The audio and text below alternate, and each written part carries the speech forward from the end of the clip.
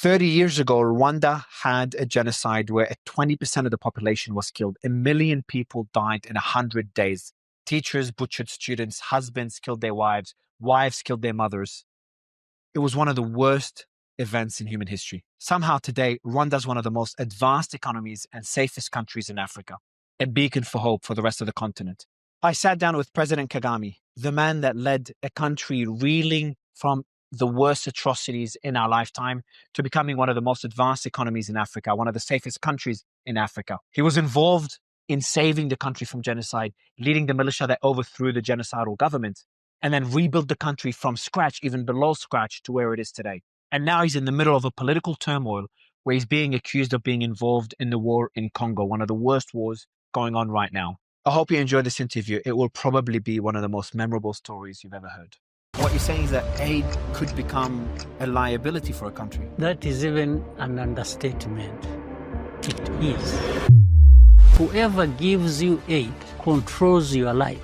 Rwanda has a history in Congo. Congo, I feel, is like, it's not even a country anymore. As heartbreaking it is, it's just a land full of minerals that so many different people have their hands into that pot. If you looked at the list of 100 entities who are interested in the minerals in the Congo, Rwanda would come as 100th. Our problem is not minerals. Ours is about security. We really want peace. We want peace in Congo because it translates into peace for us. If you're sitting privately with President Felix right now, what would you tell him? I would tell him I wish he wasn't president of that good country.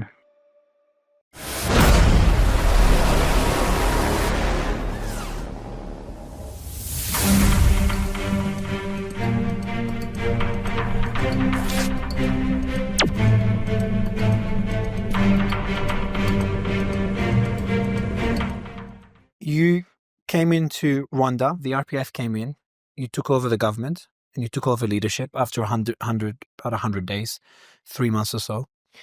And then you had a country, as you said earlier, that was just death. There was nothing there, just dead bodies and dogs eating those bodies. Mm-hmm. And anyone that was alive was either a participant in the massacre or someone that was lucky enough to escape. How? What would you do as someone that is in charge of such a country? What was the first thing you did to rebuild the country? Yeah, we got to find where to start from, and one of them was reorganize the forces that that had been fighting, and map out what next do we do. We at least the war is won with a huge loss. That's another issue.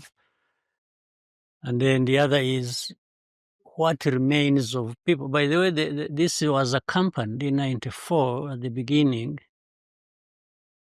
We had nearly 3 million people who went into Eastern Congo, 3 million. And others about 600 to 800,000 into Tanzania. Wow. Yeah. So the whole country was emptied. Yes, and that was part of the strategy for them. It was like, if we are defeated, and then we shall empty the country so that these people, because they used to call us foreigners, that these foreigners who came in from outside, from Uganda, from Burundi, from wherever, by the time they come, they should find the country empty, meaning making it ungovernable, or even to fail to start from anywhere. So, but we did two things. We reorganized our own people, and we're in no way hiding the fact that this was almost an impossible task to rebuild the country that starts from below the scratch and empty of people, because the refugees had, others were displaced internally. 3 million went to Eastern Congo, about 700, 800 went to Tanzania, others hundreds to Uganda, others hundreds of thousands to both Uganda and Burundi. So we had others internally displaced in their thousands. So we had now to create a sense of security to allow people and start encouraging people not only to come back from outside, but also for those internally displaced to go back to their places and assured them nothing is going to happen to them, which we succeeded in doing. Now, this is where it becomes even very interesting. For the millions of those who were in Eastern Congo, they were held captive by the army that fled with them, and they had all kinds of arms. They had tanks, they had artillery, and they were all positioned in the camps. They had, so when they fled the AFDR, when they fled to Congo, they fled not only with like machine guns and machetes, No, they had huge tanks. arms. Yeah. And from what I know as well, the French troops, I think it's UN peacekeeping troops, they gave them a safe passage into Congo. They did. Right after the genocide. From 2 points, one southwest, Rusizi area, and then from northwest to... Because they expected, I'm assuming they expected the RPF, your group, to commit reprisal attacks and kill them. Not only that, they might have expected that, but more so, they had wanted to find time to reorganize and attack the country again, to take over the country. That was their plan. That was their plan. That's how they went with arms. They went with everything, by the way. The treasury was empty, the central bank, all the money taken, everything. They were living in a place called Mugunga in Eastern Congo, where even now there are refugees. But the point I'm bringing up is interesting, that is interesting for me is we kept urging them to come back and reassured them that nothing would happen to them. But those leaders, both in the army and in politics, were refusing them to come back, the millions. So what we did, and we warned them. We warned them that if they don't come back, two things. We will repatriate them forcefully because we don't even want the defeated army and the militias to hold them hostage and later on use them to come back. And we did that surgically. We did it actually with the minimal. So we kept urging them. And when we went and surrounded these camps and told people, ordinary people, to move out and leave these armed groups there. You did that, what, through radio broadcasts? We were doing through radio broadcasts. We were using UN as well, and we were sending people who had relatives among them to go and talk to them. They went so and the talked UN to was them. telling people that? Yeah. Okay. We prepared that. So we actually now forced them back. Okay. And they came. Now the story here I'm driving at. Now the whole world, there was minimal loss of life in what we did, but we stood accused of having forcefully repatriated people. And the world was blaming us.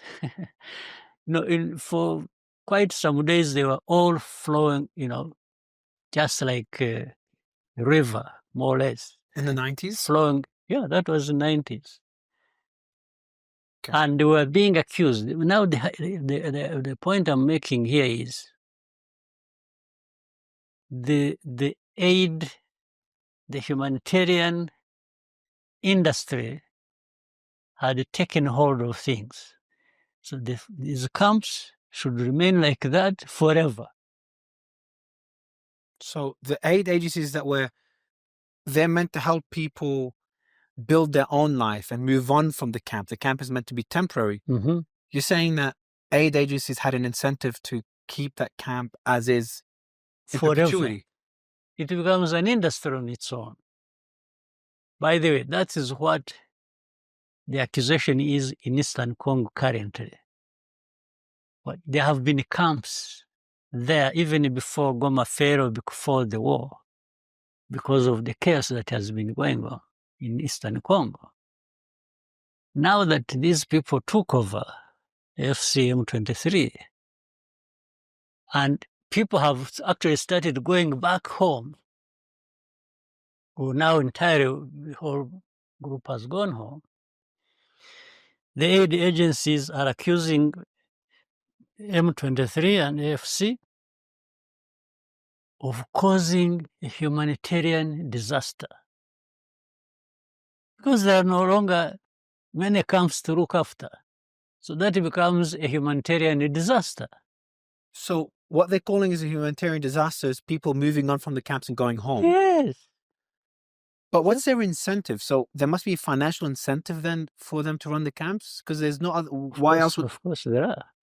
So saying aid There is money flowing into these organizations for humanitarian activities or to run these camps. If you don't have these camps of people displaced, where even if you got the money, you say, unless you go to their homes and help them from there, which would be a noble thing. But that's not what they do. They complain that they have left camps and they are not able to feed them with all kinds of things. So that becomes a political issue. As it is now it is. But it is now, and it was then, 30 years ago, the same thing, the same complaint. So instead of teaching people how to fish, their incentive is just to keep giving people fish, and that's how they... You'll never see make it money. anywhere. And so essentially, because Rwanda is a country that dependent on foreign aid for a long time. I think you're one of the biggest beneficiaries. 90% of GDP in the old days was from aid. I think now In the old now it's days. about, yeah, exactly. Yeah. Now it's down to like 10-15%. You guys have done really well at not depending on aid. So what you're saying is that aid is, again, I don't want to put words in your mouth, but aid could become a liability for a country based on what you're saying. That is even an understatement. It is. In the long run, it is. Depends on how it is managed.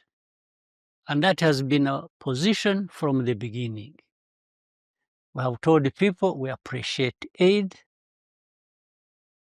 We needed it and we still need it to an extent. But we need it so that we build capacities, not to need it in the near future. That is a standard for us. That's what we say, and that's what we do. So, again, a common friend of ours told me a story about how you were talking with other leaders about this aid. And there was instances where you're like, and I'd rather you tell the story than I, but you're like, I don't need that aid. And they're almost like they're trying to force it on you in a way. Yeah. Can you give me such examples? It has been discussion. These discussions have dominated many years, and many conversations we have had between those who need support, aid support, those who... And the question for us has always been, we need it. We can put a date to it. We can show where we need it, but we also work out how to get out of it. And this is something we have with us. We share with anyone who wants to do work relating to aid with us. But that has attracted a lot of problems for us. Some of us even thinking, we have been branded either arrogant or insensitive or dictatorial or all kinds of names, just because of that. Because you don't want aid. Because we say, and we try to differentiate things. It's not that we don't want aid for the sake of not wanting it. We are saying aid creates dependency. But not only dependency, dependency is on the good side, I mean, the better side even. The other one is whoever gives you aid controls your life. In fact, that's why they want you to stay with aid, so they continue controlling your life. And even threaten, use it as a tool to direct you where they want you to go. They keep threatening you, if you don't do this, we will switch off. It's politically Oh, yeah, weaponizing aid. it is weaponized, absolutely. Quote me on that. And so how does that work? How can you tell an aid organization or someone, I don't want aid, and they're like, no, you have to take it? Like, can you give me an example of such an interaction? Well, let me tell you as an interaction. In 1998 or 9, no, I think 8, we used to get a lot of aid because of the situation we were in, 98. That's 4 years after the genocide. Yes. And many European developed countries, ministers used to come visit, see the needs and so on and so forth. One time I had a conversation with a number of them. In fact, one, starting with one, I remember a lady, she was called Claire Short. She was UK, International Development Minister of UK. We had a long conversation, and I told her, I said, you know what, it's still too early for us to say much, but I think, and I told her, I think it's not too early for that effort. I said, I appreciate your aid a lot. It's almost indispensable in that situation as we're in. I said, but at the same time, I want to start early to be responsible. And I keep talking to our ministers and other leaders that we need to start early being responsible for ourselves.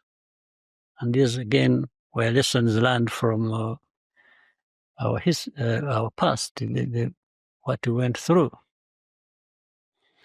And I said, I want you to think about giving us aid, but on the basis that you and us agree on where to put this money you give us.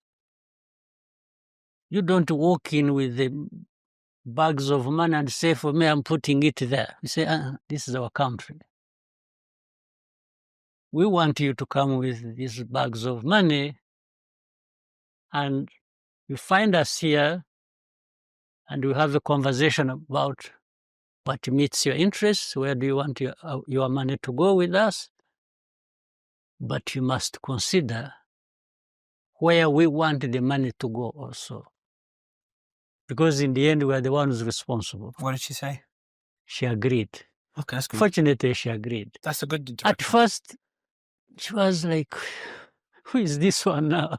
Was there interactions? But later on, we agreed. Was there interactions that were not as positive?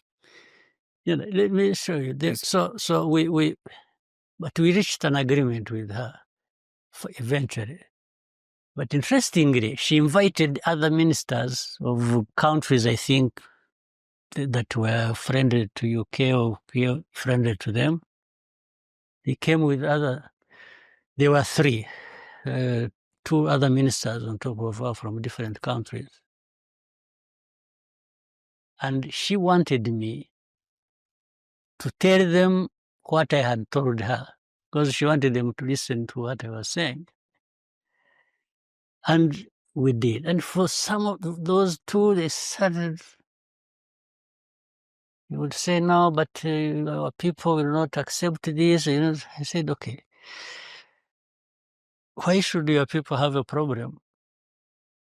On top of that, I had suggested to her that not only will you give us money, determine where to go, where to put this money by you and us, but we want you to follow up and make sure that we used your money correctly where we agreed. So we should have an audit, maybe after every 3 years. You've asked them for an audit? We were asking, yes, we said we should have audit. They would audit all of us. They would audit you if you really gave us the money you promised you would give us. Mm. And if we use the money the way we agreed we were going to use it, and this money was not lost in the hands of people who stole it or something. And it worked. Later on, these two were also convinced. So with the 3 countries, they gave us the money, was followed up, audits were made, and they found we were just putting the money they gave us where we had agreed with. So it went how it should go. That's how it should. I mean, there's no question about it. What about USAID, for example? How is the experience with them? I'm not deeply. I don't have much knowledge about them and so on, but I'll tell you on the surface of it, at least what I experienced. Both when I was still a kid, living in a refugee camp, and I remember we used to see a lot of things coming to us. Sometimes it would be fish, then another time cooking oil, then labeled USAID. And yeah, so I fed off USAID, if you will. So you're dependent on them. Yes, you and your family dependent on USAID as a kid. I definitely did as a kid. Yeah, but that is telling part of the story. I was in a refugee camp. In fact, the first thing is to even resolve the problem so that there are no refugees. Okay? The second is you keep feeding people, like in other cases, until when? Does it become something that stays forever with the people? And if people just remain grateful that they're being fed and that's it? So there are 2 parts to that area story, as I said. They were not the ones who made us refugees. That's not something to blame them on. But they didn't care about getting you to become independent and move on from being a refugee. Yes, because and since USAID is also connected with the government, say, of the United States, they should, at the same time, using their leverage, whatever they have, to address the problems of people who are displaced or who are refugees, so that those other issues are also addressed. And picking it from here, from USAID, for me when I was a kid, and the other story I told you of humanitarian assistance needed by camps in Eastern Congo, I always see, so this is, let's say in Eastern Congo, you have camps. You would stay there for maybe 4 or 5 years. And it's supposed to be so forever. A situation like this one happens, however it happened, people are now removed from camps, they go back homes, whichever home, if they had homes, whichever places. And then there is a complaint that, this is a bigger disaster. That people have gone home is Instead a bigger of being called disaster. a success, it's being called a disaster. Yes, so there's therefore that mentality, there's that of dependency that, and it works across politics. It's not just one part. I'll give another example. We discussed with the leaders in the East African community, that is Kenya, Tanzania, Uganda, Burundi, South Sudan, ourselves, and so on. We have a community with it. I remember I was that time East African Community Chair. We talked about, we could see a lot of flows of used clothes, second-hand clothes, tons and tons, more in Kenya, more in Uganda, Tanzania, Rwanda, wherever they were. So I raised an issue in the meeting. I said, and I told some of the countries I know in this community, I said, I know you grow cotton. A lot of cotton is grown in your country, in this country. When are we going to build our textile industries? If we have cotton, but we export it raw, the way it is in its raw form without adding any value to it, and then we import tons and tons and tons of used clothes. So we agreed, and everybody seemed to, they knew, but they were just reminded. And they said, that's the point. So we agreed we are going to actually make it very costly for people to keep pushing used clothes here so that in the end we develop our textile industries. After a few weeks, in fact, for us, we were not even.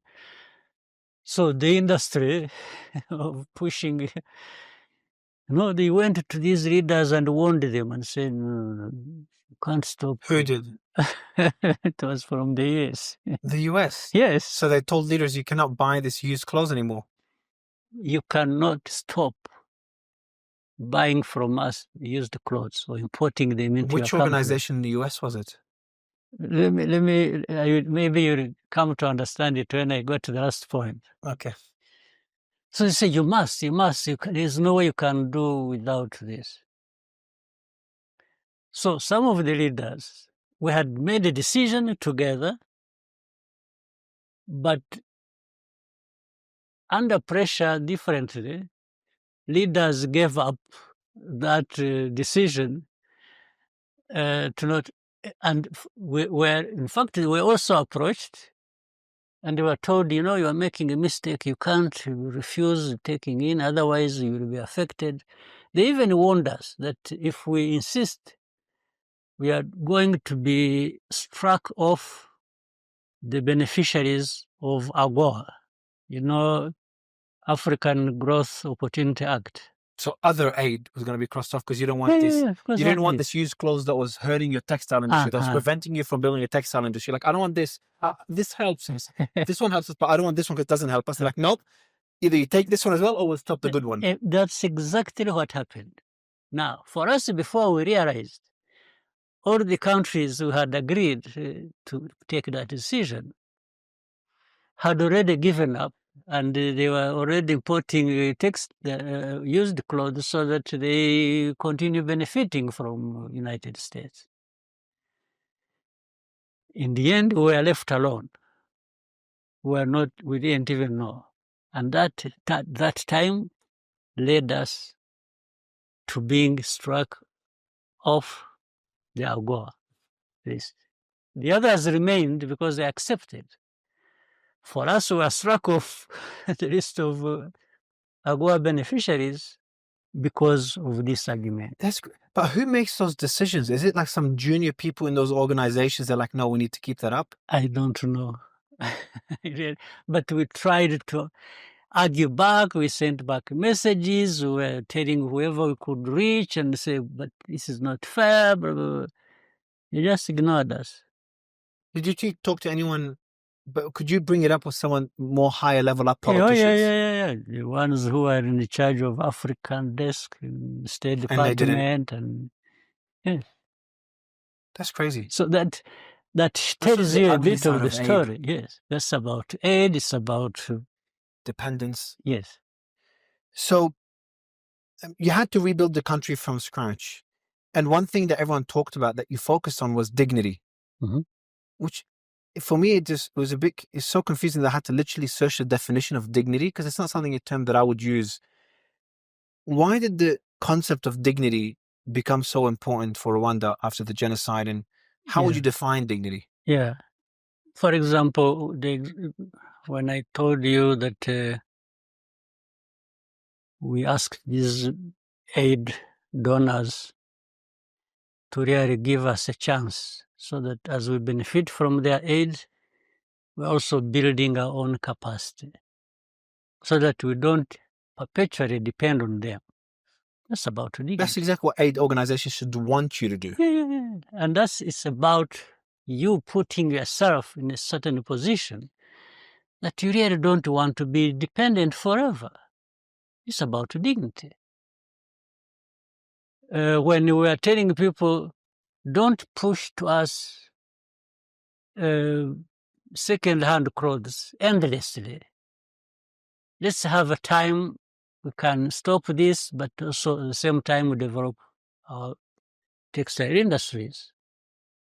It's about, you can't think like that and act like that unless you are mindful of what is your place in this world. It's about dignity. You even went as far as making begging illegal. Is that true? Or that's false? Begging for money, was that it made illegal at any stage? in a way that I think that must have come from that, because So it was true. It was made illegal. it was true. Okay. It is true. You made that decision. And in fact, what we did, we put two processes in place. It's fascinating. Rule of law.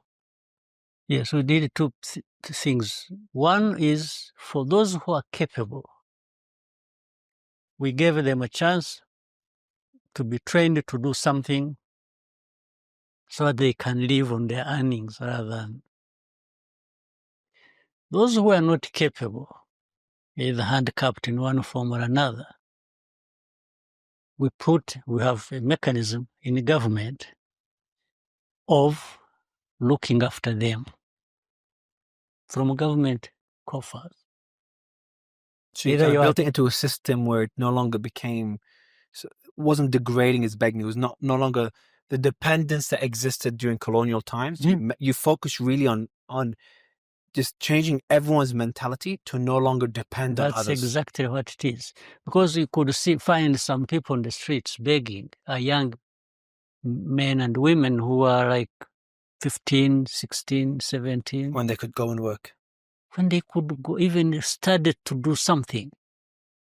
And in fact, we put a technical school which can take in up to close to 1,000 people in the western part of our country to teach people mechanics, or to be a mechanic, motor vehicle mechanic, or whatever, that category of things.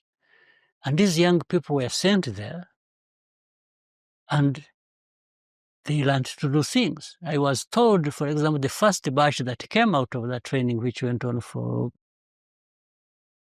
about 6 months, and then later on it was increased to a year. The first batch of 6 months, when they got out of that place, 70% found employment. Wow. 70%. Your model's becoming, Yes. like, the more I learned about what you did to Rwanda, especially after after 1994, you literally turned a country that was probably the most failed a country's ever been in Africa. It's just a complete genocide, to becoming the pinnacle of what Africa could become. And the model that you've built is something that other countries could emulate. And I know you've created an organization to teach other countries to do a lot of the similar things you're doing. Why aren't we seeing that in other countries, though? Or are we in Africa? Why is Africa still, as Christian said in one of our calls, it's always referred to as the country of tomorrow, because that tomorrow never comes? What are other countries lacking? What's stopping them from doing what you're doing? I can really speak for myself. For others, what I see, if they wanted to do things similar or like to ours, they can maybe succeed even more or better.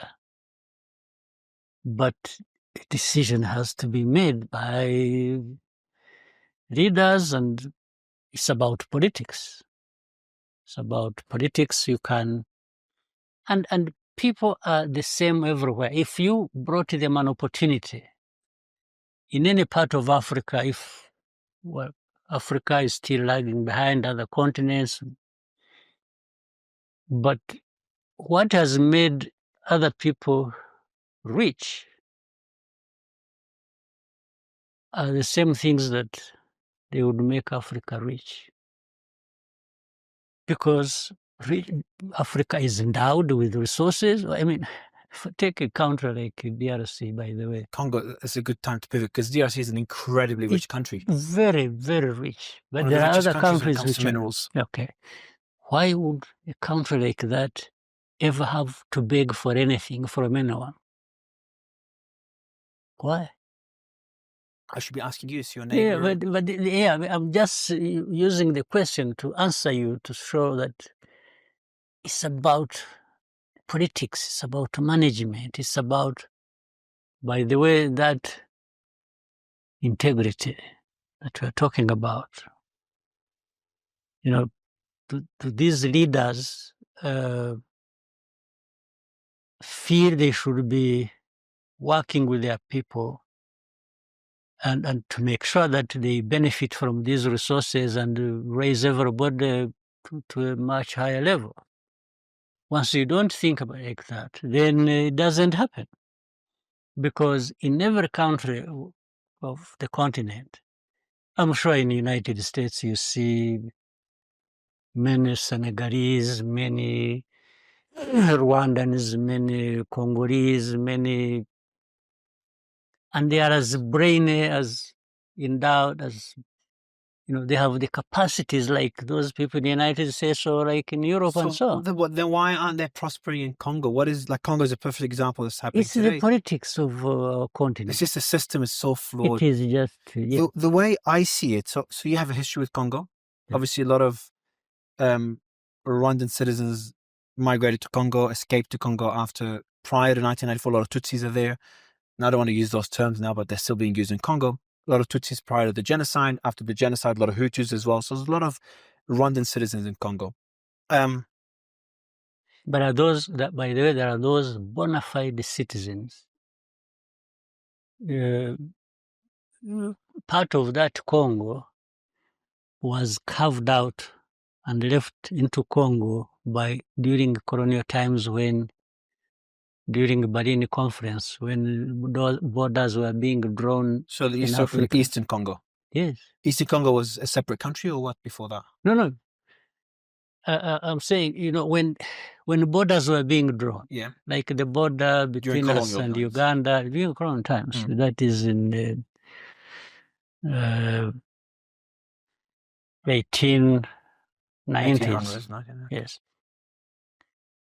So they drew a line. It was just an open place. They drew a line, left Rwanda on this side, what was later to be called Rwanda on one side, and the other side it was called Congo. But this line divided the families.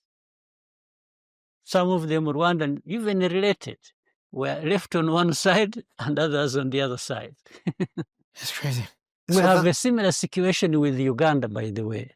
Uganda and Rwanda. Yeah, Rwanda, yes. Southwestern part of Uganda, a place with about 1 million people. They are typically Rwandan.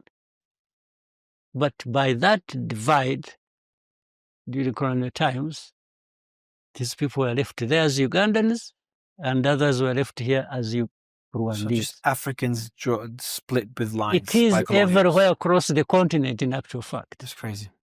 So the issue now is, you can talk about others who migrated and went to Congo from Rwanda, or vice versa, whatever it is, before that, whatever it is. But there are those who are indigenous to that place. And in fact, these are the ones who are fighting, whom the government is uprooting and saying, you go back to Rwanda. You're talking about the M23 now? Yeah. And we have, by the 130,000 people, refugees, from that group, 130,000. From Congo in Rwanda. Yeah. They've been living here for the last 23 years. And Congo doesn't want them back. It doesn't even want those who are there who never came here. Are they the ones labeled as Tutsi, or they're different? Yes. The Tutsis. Exactly. So that's where the Tutsi minority is also being targeted in Congo, as it was in Rwanda. And that's a big concern that you have. That's the point. Because you have, again, going back to the history with Congo, because after you became the leader of Rwanda, in 1996, there was a leader called Kabila in Rwanda. He was very corrupt, supported by the US during Soviet Cold War era. Then the US withdrew its support. That was Mobutu. Sorry, Mobutu was the one. Sorry, Mobutu. Yes. And then Kabila is the one that you supported. Yes. Francis Kabila. That took over power. And then Francis Kabila and you guys, your relationship broke down for whatever reason, without going into the weeds. And then there was multiple wars where Rwanda was involved. And then he was shot by his bodyguard. His son, Joseph Kabila, took over. Then there was an election, and we have today's leader, Felix. We'll call him Felix because his last name is too difficult to pronounce. Yes. So Rwanda has a history in Congo. Now, this is where I try to break it down, and I see we've kind of framed the entire history, so to give at least listeners a bit more understanding of the story. But it's also very complicated in Congo. Congo, I feel, is like it's not even a country anymore. It's just, as heartbreaking it is, it's just a land full of minerals that so many different people have their hands into that pot. Countries, those who gain more are from outside. Exactly. That's how I see Congo. Yeah. And it's on your border. So you're all over the media now, and every single journalist that interviews is like, are you in Congo? Is Rwanda involved in Congo? Are you supporting M23? Without really understanding the context. So I'll tell you my understanding of it, and I'd love you to correct me and give me more context. So you have a threat on your border. That threat still houses the FDLR, the same people that committed the genocide 30 years ago. They're still there on your border. Their goal is to still replace you as president, replace the entire government right now, and to still get rid of Tutsis in Rwanda. So that's still their objective. And they're doing the same thing for Tutsis in Congo. So the argument that Rwanda has concerns, security concerns, and you're still getting attacked by those groups on a regular basis, is a very valid concern that no one's talking about for whatever reason. Then there's the other argument of minerals. So the way I see it is there's all these different hands, some corrupt, some good, some bad, that are, some of them committing horrendous crimes to get access to the minerals in Congo, because it's such a wealthy country. And there's no real way of doing business with Congo. So the way I see it is there is a financial incentive for the Rwandan military or the government to be involved in Congo as well. And your preference is to do it above board. You want to do a deal with Congo, whoever's in charge, and get rid of that security threat, but also be able to do business because, you're landlocked. You have people to take care of, 13 million population. You have minerals in Rwanda, just not even close as much as Congo. So the conclusion that I came to with my limited knowledge is, you don't think the current government is doing the best job. You think that they operate in a country that everyone wants it to be unstable because that's how they get access to the minerals. You think the leader of the Mr. Nanga, who's the leader of the AFD, which is the M23 is part of, he's also technically the leader of M23. He could become a better leader than the current president. My conclusion is that the Rwandan forces are involved with M23. Potentially, you last time you asked, you said you don't know if there's troops there. I come to the conclusion that there is troops there for security concerns and potentially to be able to do business. That's the only way. And your end goal is for Congo to be stable, a country that's 10 times bigger than you, for Congo to be stable, even more prosperous than you if that's possible, and to do business with Congo a peaceful way. But you're not able to reach a path to that. So that's my conclusion. I might have gotten many things wrong. I'd love to get your thoughts on everything. I think you've kind of summarized things quite well. But let me also try to say this.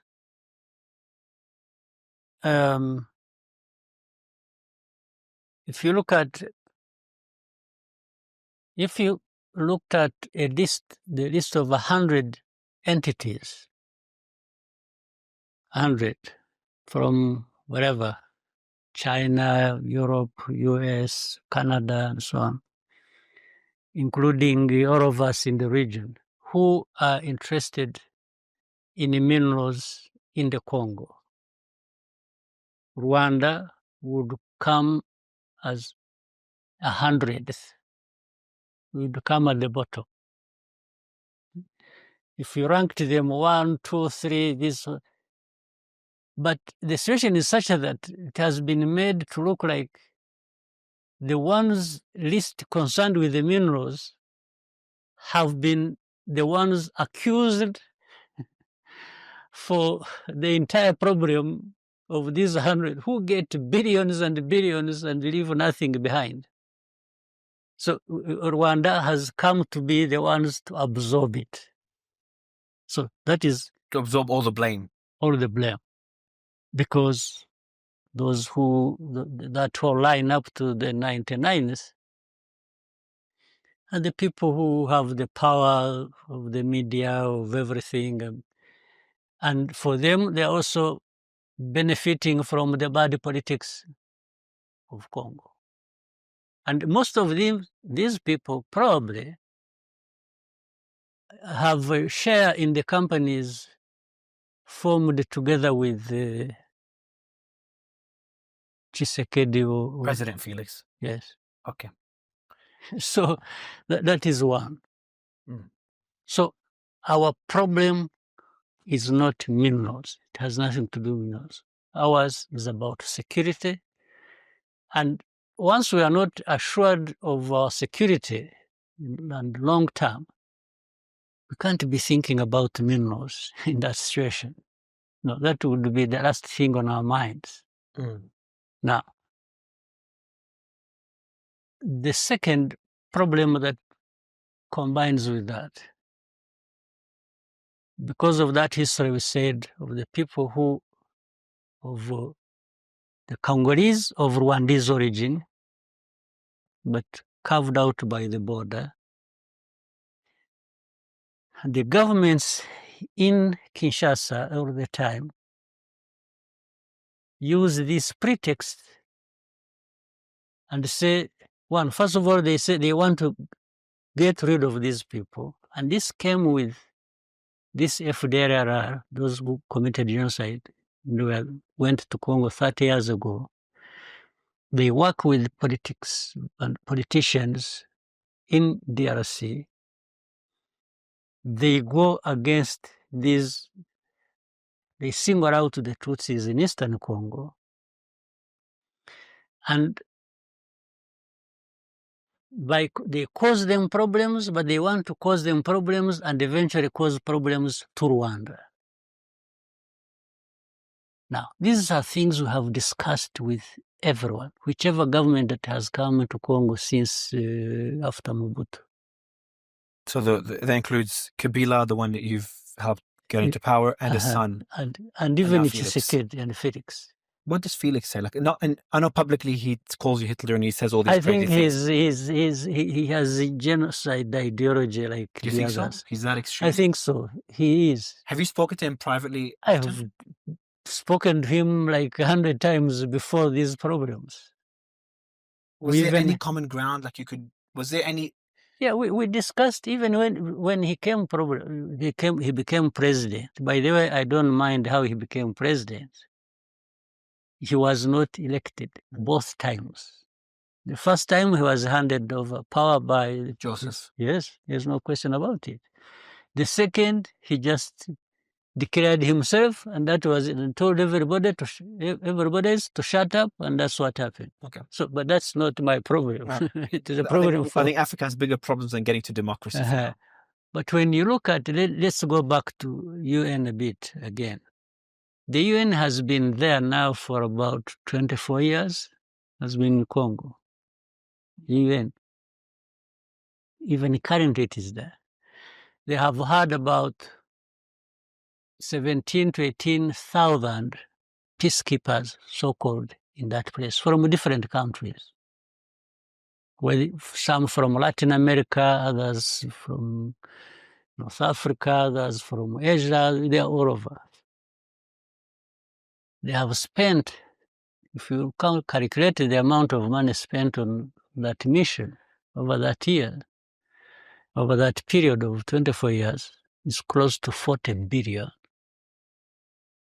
Now, the question number one is, what did they actually come to do?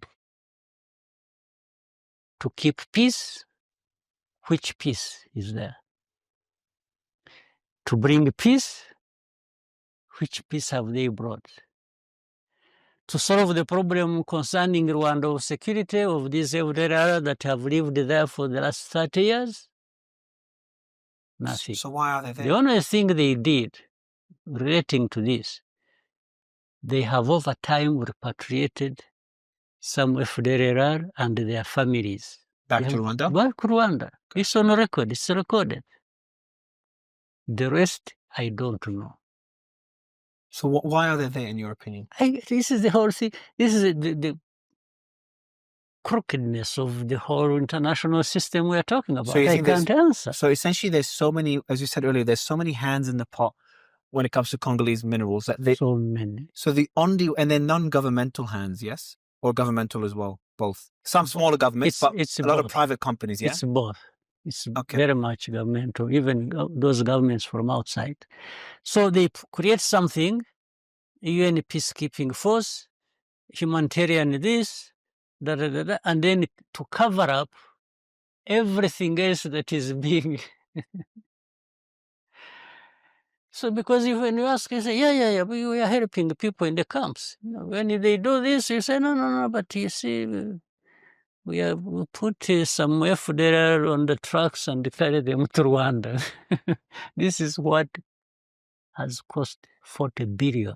Yes, and on top of that, tens of thousands of lives as well. yes. Like what the story. But if you ask them, you say, what security did you bring to Rwanda concerning them relating to FDR? There's nothing. That's why they are still there. That's why they were being brought into the country, those who were captured during this fighting just 2-3 days ago. Yeah, I heard that the last few days there's a general that was part of the. As Yeah, that is the one I told you who killed my own aunt. Which I didn't know she was also royalty. Yeah, she was. She's a cousin sister to my mother. Okay, so based on what you've said so far, you know, I try to always kind of put myself in your shoes. Obviously, it's a lot harder than it sounds. But your solution would be to support a group that could either create a security buffer zone on the border. Let me tell you this. We have been demanding for years, and we'll keep doing so until we get it. Our borders, this time and particularly with DRC, must be secure from these people. And the world knows about and has ignored. There's no question about it. So they've essentially left you no choice. That's what it means. And we have, but by the way, let me say something else. This fighting that started 3 years ago did not start with Rwanda. Those guys who started the fighting did not come from Rwanda. You're talking about M23. M23. Yeah. Their problem was there in 2012. So the problem came back 10 years after. It means in between, nobody addressed their problem, neither Kinshasa nor anybody else. And they are the ones who started the fighting. The way it is brought, the way Rwanda is brought into it, is by saying, these are Tutsis. It's like you wanted to finish them one way or the other, either by sending the entire group to Rwanda to live there and leave us alone, leave Congo, or kill them and finish them. So that didn't happen. So making it difficult to get rid of them into Rwanda or to kill them entirely, Rwanda is the one that made it impossible. So we should be blamed for that. Yeah. One question I asked as I did my homework is, I'm like, why would the president, from the outside, and I think you'd agree, is that it looks very evident that Rwanda's supporting M23. And I'm saying this myself, so you're not saying it. I wouldn't even run away from. It depends on what you see. Why sometimes we have been vague and so on. I'll tell you this.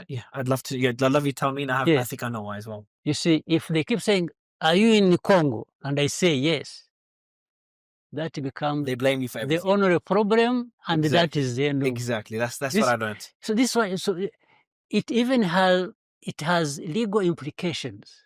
They see, he even said it, and the other problems why Rwanda could have gone there or why they could have done this, all those problems are forgotten. The only problem is, why are you in Congo? And they blame everything that's happening in Congo. It's been happening for decades with all these different groups fighting, all these different countries with their hands in Congo. Everything's gone because Rwanda said that small country with 13 million people said they have troops, or they have not troops, sorry, they're supporting M23. All the minerals that have been worth billions and billions, they say, you see, the whole money was taken by Rwanda. For us, we are...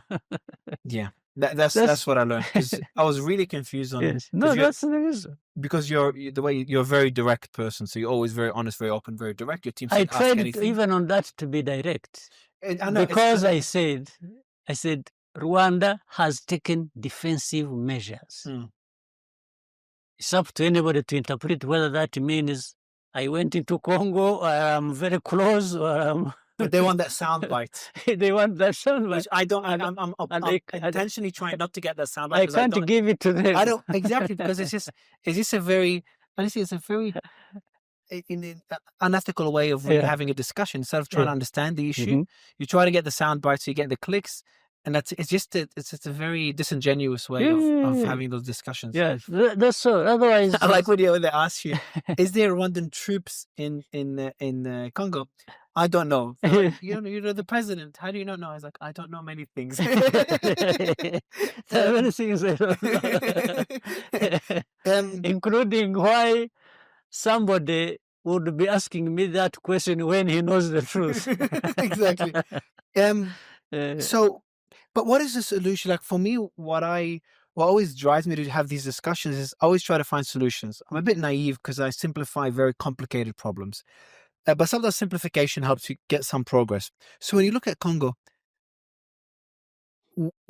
how can we solve it? Like, can it be solved? It can be solved. Even if it wouldn't be solved in a perfect manner, but it can be solved, at least to give everyone peace. Let me start with what it is now. Now, what is needed is for parties involved and others who want to support to stop the fighting, have a ceasefire. 2, it is to find a process that resolves political issues peacefully.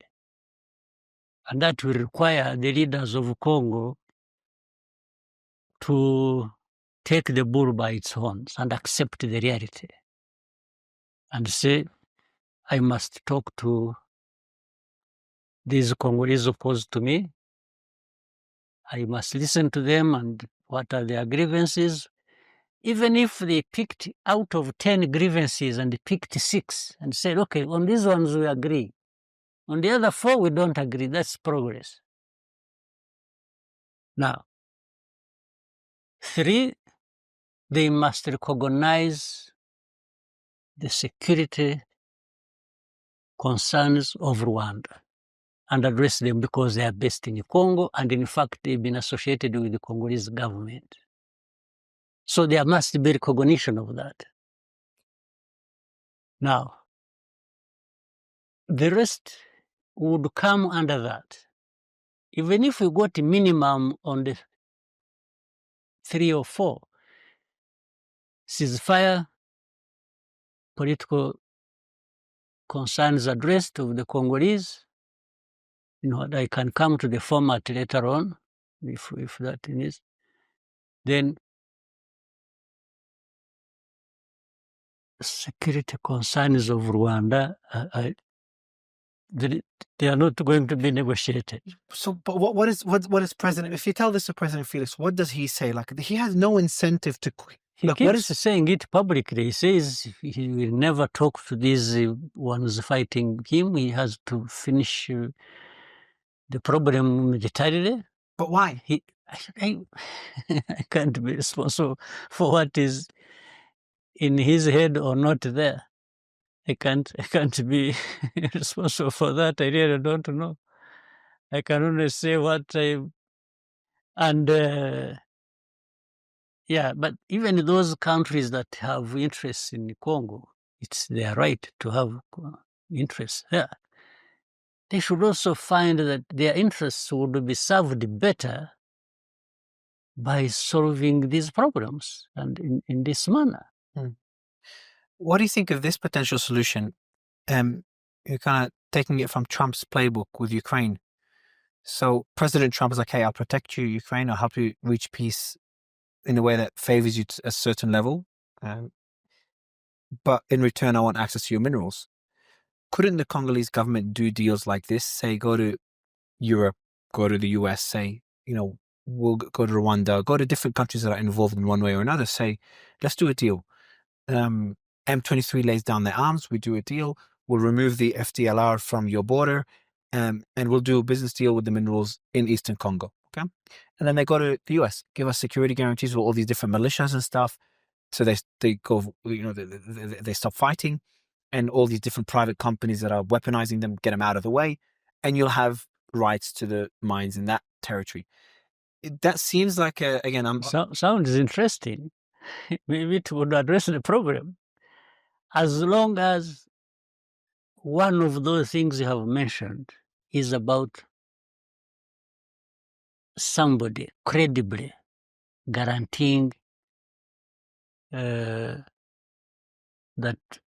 security concerns of Rwanda will be addressed and on a durable basis.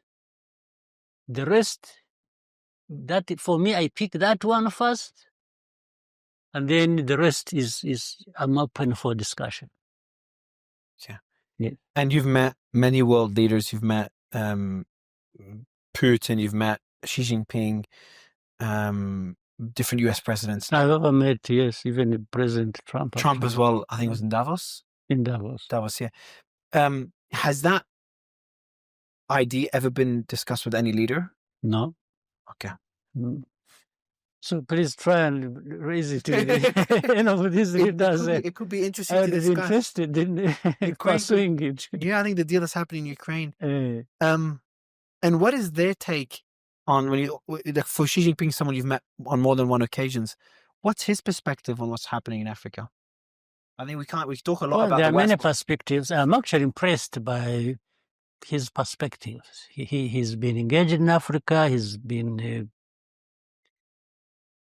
mainly economically. They don't get involved in the politics of countries except economic, which again, the benefits of that will depend on how the very countries are managed. If it is a country managed well and has deals with China, they benefit. If it is a country not managed well, I don't know what happens, because when you've heard that some countries are heavily indebted and so on and so forth, well, I would ask the countries, where did you put the money? But otherwise, is anybody expecting China to go around throwing money at people? No.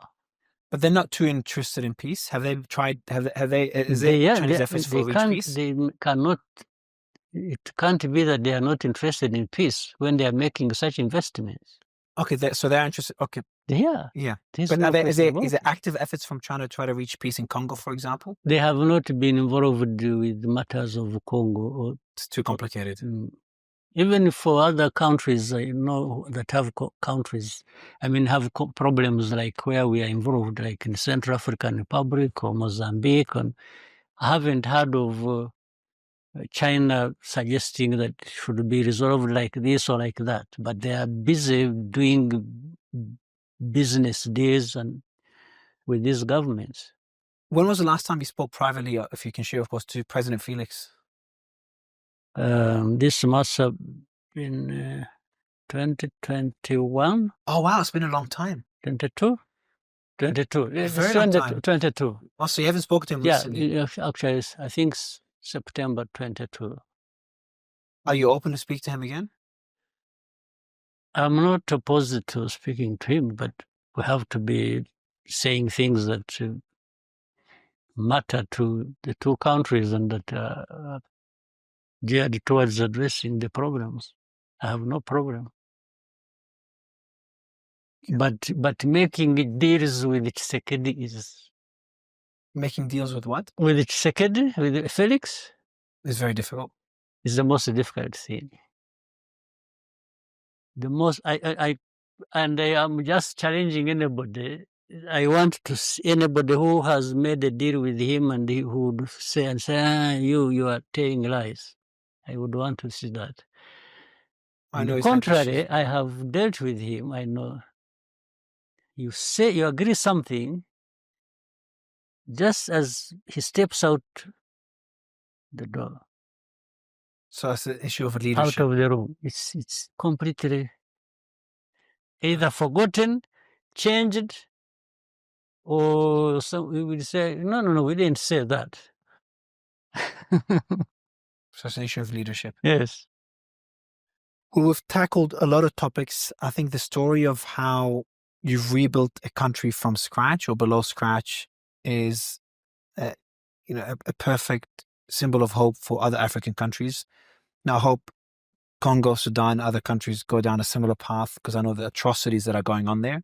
I also hope the world starts to pay attention to what's happening in Africa. Similar things, if 10% of what's happening in Africa happens in some Asian countries are similar, but in Asia or Europe or the US or Latin America, it'll be all over the news. Literally, your team told me yesterday there's dead bodies being burnt and eaten in Congo on a regular basis.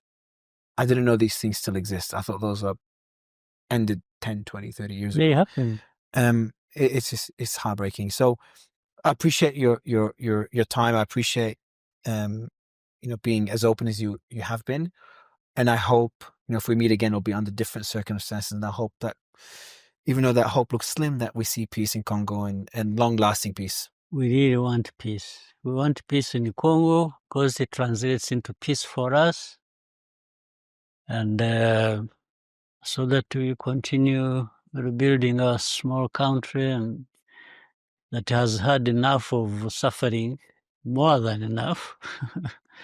We can't be the ones who are looking for any trouble to take us back to those days. If you were sitting, last question I want to end it with, if you were sitting privately with President Felix right now, what would you tell him? I would tell him I wish he wasn't president of that good country. Okay. Mr. President, I really appreciate it. Actually, I'm likely to, when next time I meet him, I will tell him that. That person. I promise, in person, directly. I hope he changes. Like, if what he's saying is true, I hope he changes. I hope he becomes a bit more diplomatic. It's terrible. It's better for his country. It's better for him. It's better for peace. Is better for him. Remember the president. Francis Kabila was shot by his bodyguard. Like, war is not good for anybody. The father was called Laurent Kabila, Laurent. And then the father is, the son is Joseph. Joseph, yeah. Laurent Kabila is the one that was shot. Is the father. That was Francis, my bad. Yeah. Yeah. So war is bad for everybody. So, I hope either Felix... I don't know whether you have seen this about Felix. Somebody, an Italian family person who, Felix spent many years in Belgium. He was a taxi driver. He was a taxi driver. He was many things of that kind, but even with a very bad reputation. The man who employed him, an Italian family, an old man now, who employed him, he was delivering. The man has a shop, a pizza shop, and Felix used to deliver. So when this old man heard that Felix had become president, he said, "Oh my God, He said, this one? Then he told the story. It was even written. I hope you can What was he show doing? it. What was the story? It was like this guy who could not even do the job of delivering pizza How did he become has president? become, I don't know.